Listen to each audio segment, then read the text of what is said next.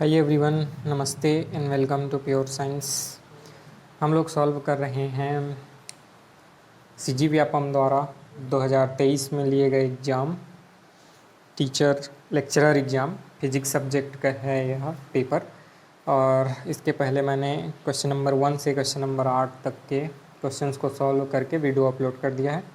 इस वीडियो में हम लोग सॉल्व करेंगे क्वेश्चन नंबर 9 से आगे के क्वेश्चंस को। तो चलिए देखते हैं। क्वेश्चन है, एक समान परिच्छेद के एल लंबाई के कैंटिलीवर के मुक्त सिरे पर अवनमन डेल्टा है।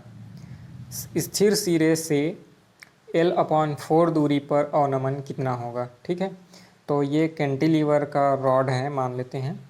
तो यहाँ पर है फिक्स वाला सिरा, तो एल लंबाई का है यह कैंटिलीवर और इसके मुक्त सिरे पर अवनमन यहाँ पर है ना, अवनमन डेल्टा है। ठीक है, तो इसके स्थिर सिरे से यहाँ से L/4 लंबाई 1/4 लंबाई पर अवनमन कितना होगा वह ज्ञात करना है। ठीक है, तो इसके लिए चलिए देखते हैं। ऑप्शन दिए हुए हैं 11/128 डेल्टा, 11/64 डेल्टा, या फिर 5/32 डेल्टा, या फिर 5/16 डेल्टा। ठीक है, तो ऑप्शन ए यहाँ पर सही उत्तर होगा, 11/128 डेल्टा।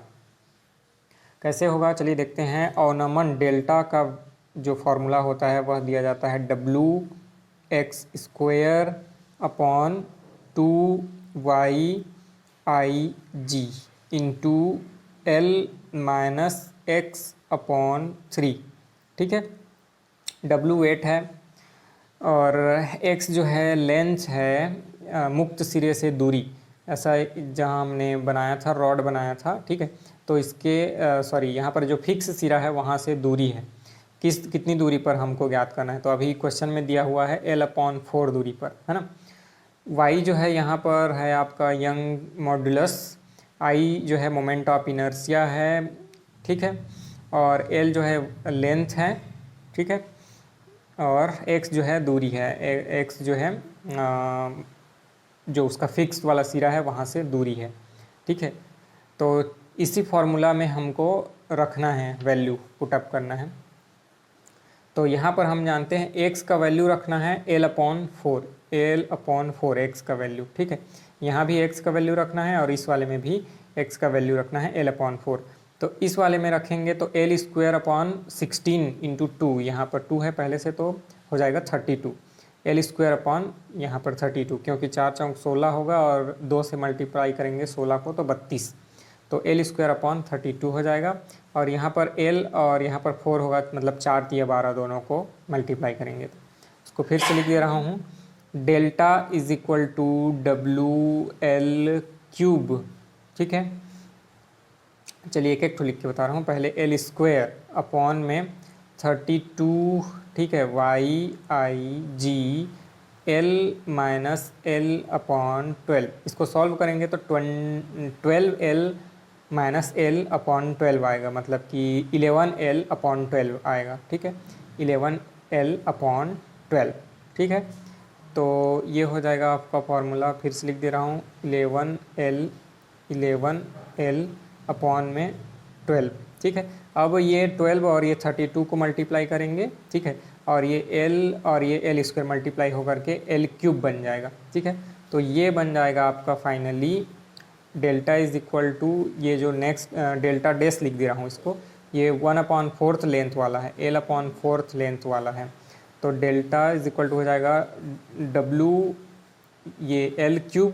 ठीक है, एक बार और अच्छे से, WL³ अपॉन में हो जाएगा आपका 384।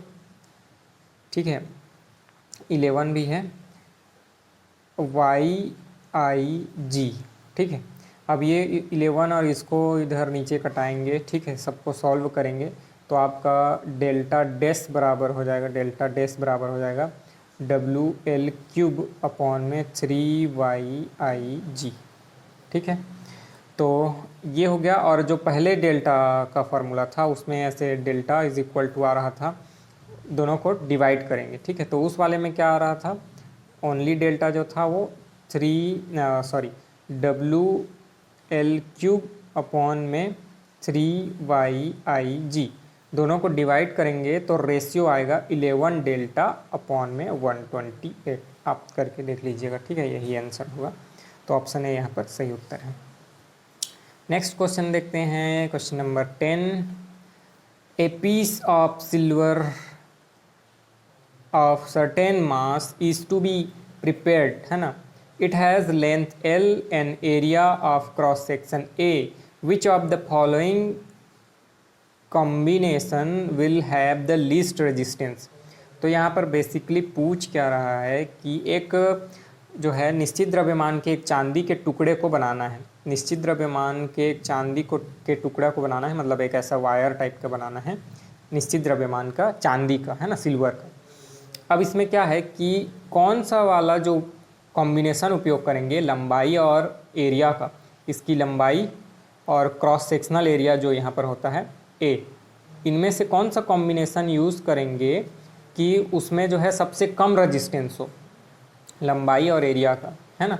तो किसका प्रतिरोध सबसे कम होगा। तो हम जानते हैं कि ये लंबाई जो है, ठीक है, होनी चाहिए कम से कम, और एरिया जो है यहाँ पर क्रॉस सेक्शन ये एरिया होना चाहिए ज़्यादा से ज़्यादा, ठीक है। तो ऐसा वाला कॉम्बिनेशन में प्रतिरोध सबसे कम होता है, क्योंकि प्रतिरोध का जो फॉर्मूला होता है resistance R is equal to होता है resistivity rho into length upon area.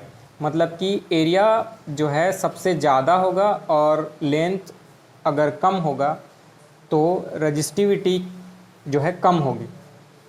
Area ज़्यादा होगा और लेंथ कम होगा तो रजिस्टिविटी कम होगी। फॉर्मूले से देख के पता चल रहा है ना, ए का वैल्यू ज़्यादा हो और एल का वैल्यू कम हो तो रजिस्टिविटी कम होगी, ठीक है। तो ऐसा कॉम्बिनेशन कौन सा है, ऑप्शन सी देखिए। लेंथ जो है आधा है L/2 और एरिया जो है दोगुना है 2A, ठीक है। तो यही वाला कॉम्बिनेशन सबसे बेस्ट रहेगा। तो ऑप्शन सी यहाँ पर सही उत्तर है। नेक्स्ट क्वेश्चन देखते हैं, क्वेश्चन नंबर 11, ठीक है। जब एक फोटॉन एक दूसरे फोटॉन के उत्सर्जन को उद्दीप्त करे तो दोनों फोटॉन का होता है क्या होता है, ठीक है। एक ही कला होता है, एक ही तरंग दैर्ध्य होता है, या एक ही कला होता है, या एक ही दिशा होती है, या ऊपर के सभी, है ना। जब एक फोटॉन, ऐसे दो लेयर हैं, ये ग्राउंड स्टेट है, ठीक है, ये एक्साइटेड स्टेट है, ठीक है। अब यहाँ पर एक फोटॉन है और इसको एक और फोटॉन आ करके टकराता है। अब यहाँ से दोनों नीचे आते हैं, तो इस फोटॉन के इस फोटॉन के से एक और फोटॉन आ करके टकराया, ठीक है। तो दोनों फोटॉन जो है उत्सर्जित हुए, यहाँ नीचे आए, तो उन दोनों का तरंग दैर्ध्य बराबर होगा, या कला या दिशा या ऊपर के सभी, तो सभी बराबर होंगे, ऑब्वियस सी बात है ना। तरंग दैर्ध्य बराबर होगा क्योंकि उद्दीप्त उत्सर्जन हो रहा है, कला एक ही जैसा होगा और दिशा भी एक ही डायरेक्शन में होगा। तो ऑप्शन डी यहाँ पर सही उत्तर है। नेक्स्ट क्वेश्चन, क्वेश्चन नंबर 12, ठीक है। निम्नलिखित में से कौन सा संक्रमण हाइड्रोजन परमाणु में उच्चतम ऊर्जा के फोटॉन उत्सर्जित करता है, ठीक है। बहुत ही इंपॉर्टेंट क्वेश्चन है। इनमें से कौन सा कॉम्बिनेशन में जो फोटॉन उत्सर्जित होगा वह सबसे ज़्यादा होगा, ठीक है। तो उत्सर्जित हो रहा है बोल रहा है, ध्यान दीजिएगा क्वेश्चन को जो पूछ रहा है। तो यहाँ एक्साइटेड स्टेट है, एक्साइटेड स्टेट, और ये ग्राउंड स्टेट, ठीक है। तो उत्सर्जित होना है मतलब ऊपर से नीचे ही आना है। तो ऐसा कॉम्बिनेशन देख लीजिए जो नीचे से ऊपर जाने को बता रहे हैं, वो तो होगा ही नहीं। जैसे 1 से 2 नहीं जा सकता क्योंकि नीचे से ऊपर है, 1 से 2 जाना इसका मतलब है कि नीचे से ऊपर जाना, तो ये तो नहीं हो सकता। 2 से 6 भी नहीं हो सकता क्योंकि नीचे से ऊपर जाने वाला है, तो ये भी नहीं हो सकता। तो हमारे पास बच गए सी और डी ऑप्शन, है ना। तो n = 6 से n = 2, या फिर n = 2 से n = 1, ठीक है। तो जो हाइड्रोजन का जब हम खींचते हैं ऐसा स्पेक्ट्रम, तो इसमें क्या होता है कि ये पहला वाला जो स्टेट होता है इसमें ऐसे दूरी जो है घटते जाता है। पहला वाला में ज़्यादा गैप होता है, उसके बाद वाले में उससे कम, फिर उधर और कम होते जाता है। पहले वाले में एनर्जी कितना होता है, -13.6 इलेक्ट्रॉन वोल्ट, ठीक है। उसके बाद होता है -4.2 इलेक्ट्रॉन वोल्ट, माइनस में है ना, ठीक है, 4.2 इलेक्ट्रॉन वोल्ट। उसके बाद होता है -1.5 इलेक्ट्रॉन वोल्ट। तो सबसे ज़्यादा एनर्जी गैप यहीं पर है, 2 और 1 के बीच में। तो इसका मतलब है n इज इक्वल टू 2 से n इज इक्वल टू जो 1 आएगा, इसी वाले में सबसे ज़्यादा एनर्जी वाला फोटोन निकलेगा। n इज इक्वल टू 2 से n इज इक्वल टू 1 वाला जो ऐसा फोटोन उत्सर्जित होगा, इसी में सबसे ज़्यादा एनर्जी होगी। तो ऑप्शन डी यहाँ पर सही उत्तर है। ठीक है, नेक्स्ट क्वेश्चन है, an X ray tube operates at 10 kilo volt. ठीक है, an X ray tube operates at 10 kilo volt. The ratio of X ray wavelength to that of de Broglie wavelength. X ray wavelength और डी ब्रॉगली वेवलेंथ के बीच का ratio, मतलब दोनों का ratio निकालना है, अनुपात निकालना है। तो एक वेवलेंथ मिलेगा हमको डी ब्रॉगली वाला, है ना, और एक वेवलेंथ मिलेगा एक्सरे वाला। ठीक है, तो दोनों के बीच का रेशियो हमको चाहिए रहेगा। तो डी ब्रॉगली वेवलेंथ होता है lambda is equal to H upon root over 2 EV, ये इलेक्ट्रॉन का है ना, 2 EV और m mass of electron m, है ना, ये डी ब्रॉगली वेवलेंथ है। और एक एक्सरे वेवलेंथ होता है, एक्सरे वेवलेंथ L डैश लिख देते हैं इसको, या फिर एल ही लेमडा ही लिखें, क्योंकि ऊपर वाले को लेमडा डी लिख दिए हैं। तो ये होगा HC अपॉन EV। ठीक है, HC अपॉन EV, ये एक्सरे के लिए होता है। हम जानते हैं कि E इज इक्वल टू, है ना, H न्यू होता है, H न्यू, फिर nu is equal to C upon lambda होता है। ठीक है, फिर क्या बोलते हैं, E का वैल्यू EV होता है, ये जो कैपिटल E है इसका वैल्यू EV होता है, वहाँ से हमको लेमडा का वैल्यू मिल जाएगा। तो लेमडा का जो डी ब्रॉगली वाला लेमडा है वेवलेंथ, वो आएगा H upon root over 2 EVM, और ये हो जाएगा डी ब्रॉगली, और ये हो जाएगा HC अपॉन EV। दोनों का रेशियो लेना है, तो इसको डिवाइड कीजिए, ऊपर से HH कैंसिल हो जाएगा। ठीक है, नीचे में E भी है, ऊपर में भी E है और V भी है। ठीक है, तो ये सभी को हम कैंसिल आउट करवाएंगे, हमारे पास बचेगा lambda dash upon lambda, lambda D है ये actually, C root over 2m upon EV। ठीक है, अब यहाँ पर वैल्यू रखना है।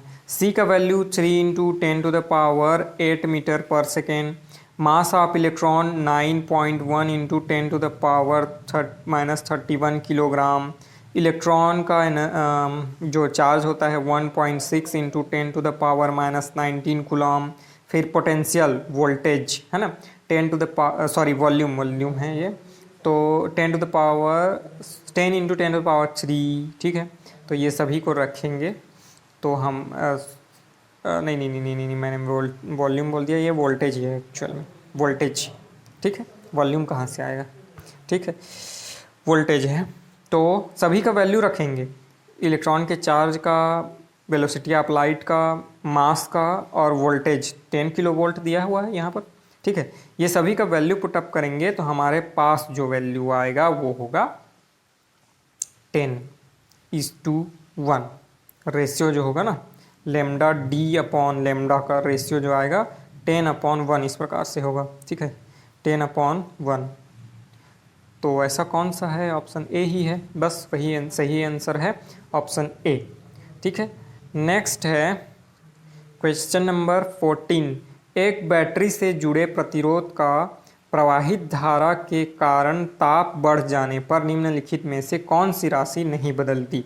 ठीक है, तो एक बैटरी के प्लस और माइनस सिरे के बीच में एक ऐसा वायर है ना, तो वायर लगा है, तो इसमें धारा प्रवाहित होगा, और धारा प्रवाहित होगा तो इसका टेम्परेचर बढ़ जाएगा इस वायर का। तो इनमें से कौन सी राशि नहीं बदलेगी, अगर टेम्परेचर बढ़ जाता है तो कौन सी राशि नहीं बदलेगी। अनुगमन वेग, ऑब्वियस सी बात है, इलेक्ट्रॉन का ड्रिफ्ट वेलोसिटी तो बढ़ ही जाएगा। प्रतिरोधकता वो भी बढ़ेगा। ठीक है, प्रतिरोध भी बढ़ेगा, है ना। मुक्त इलेक्ट्रॉनों की संख्या नहीं बढ़ेगी। ठीक है, ताप बढ़ जाए तो मुक्त इलेक्ट्रॉनों की संख्या जो है नहीं बढ़ेगी, बाकी जो है अनुगमन वेग बढ़ेगा, प्रतिरोधकता बढ़ेगा, प्रतिरोध भी बढ़ेगा। ठीक है, लेकिन मुक्त इलेक्ट्रॉनों की संख्या नहीं बढ़ी, एक्स्ट्रा इलेक्ट्रॉन नहीं आएंगे। ठीक है, तो ऑप्शन डी यहाँ पर सही उत्तर है। नेक्स्ट है बारिश हो रही है, बादल गरज रहे हैं मस्त ज़ोर से। ठीक है, कुछ डिस्टरबेंस होगा आई मीन आवाज़ में, वॉल्यूम में, तो माफ़ कीजिएगा। ठीक है, चलिए देखते हैं नेक्स्ट क्वेश्चन। आपको P1 is equal to 6D, P2 is equal to 3D और P3 is equal to 12D क्षमता वाले 3 लेंस दिए गए हैं। पावर दिया हुआ है लेंस का। P1 इज इक्वल टू है 6D, P2 is equal to है 3D और P3 इज इक्वल टू है 12D। ठीक है, डायोप्टर में नापते हैं लेंस का क्षमता। ठीक है, तो दिया हुआ है। ठीक है, सूक्ष्मदर्शी बनाने के लिए इनमें से कौन से 2 लेंसों का कॉम्बिनेशन सही रहेगा? सूक्ष्मदर्शी बनाने के लिए कौन से 2 लेंसों का कॉम्बिनेशन सही बैठेगा? ठीक है, तो हम जानते हैं कि मैग्नीफाइंग पावर जो होता है m इज इक्वल टू ये दिया जाता है f0 focus of object lens into focus of eye lens, है ना, दोनों का मल्टीप्लिकेशन, और ये प्रोपोर्शनल होता है power of object lens and power of, है ना, आई लेंस। मतलब कि फोकस जो है एंटी प्रोपोर्शनल होता है पावर के। ठीक है, magnification is proportional to magnification is proportional to power and anti proportional to या फिर इन्वर्सली प्रोपोर्शनल टू फोकस। ठीक है, तो ये रिलेशन होता है। ठीक है, तो दोनों को मल्टीप्लाई करने पर ज़्यादा वैल्यू आना चाहिए। P1 और P2 को मल्टीप्लाई करने पर m का वैल्यू जितना ज़्यादा होगा उतना वही वाला कॉम्बिनेशन जो है सूक्ष्मदर्शी बनाने के लिए बेस्ट रहेगा। तो m is proportional to P1 और P2। तो देखते हैं कि कौन सा P1 P2 को मल्टीप्लाई करेंगे तो सबसे ज़्यादा वैल्यू आएगा। तो ऑब्वियस सी बात है 12 और 6 को मल्टीप्लाई करेंगे तो सबसे ज़्यादा डायोप्टर का वैल्यू आएगा। तो P1 और P3 वाले लेंस जो हैं सही होंगे, मतलब कि 6 डायोप्टर और 12 डायोप्टर। कौन सा ऑप्शन है? ऑप्शन ए में तो P1 P2 है, फिर P2 P3 है। ऑप्शन 3 जो है यहाँ पर सही है, ऑप्शन सी। P1 और P3 इन दोनों को मल्टीप्लाई करेंगे, मतलब 6 और 12 को, तो सबसे ज़्यादा वैल्यू आएगा मैग्नीफिकेशन m का, जो कि सूक्ष्मदर्शी बनाने के लिए सही कॉम्बिनेशन होगा। तो option C is the right answer. Next question है 15 वोल्ट शिखर वोल्टेज की एक वाहक तरंग को एक संदेश सिग्नल संचारित करने के लिए उपयोग किया जाता है। 75% मॉड्यूलेशन सूचकांक प्राप्त करने के लिए मॉड्यूलक सिग्नल का शिखर वोल्टेज क्या होना चाहिए? ठीक है, तो 75% मॉड्यूलस सूचकांक प्राप्त करने के लिए मॉड्यूलक सिग्नल का शिखर वोल्टेज यानी मैक्सिमम वोल्टेज जो है ना, कितना होना चाहिए? ठीक है, तो देखिए दिया हुआ है यहाँ पर एसी सिग्नल, मतलब एसी करंट, है ना, ये दिया हुआ है 15 वोल्ट। ठीक है, और जो मैग्नीफिकेशन यूनिट है कितना दिया हुआ है 75%, 75/100 विच इज़ इक्वल टू 3/4। ठीक है, और हमको एम्पलीट्यूड मॉड्यूलेशन ये ज्ञात करना है। ठीक है, तो हम जानते हैं कि जो इसमें ये सभी का संबंध इस प्रकार से होता है 3/4।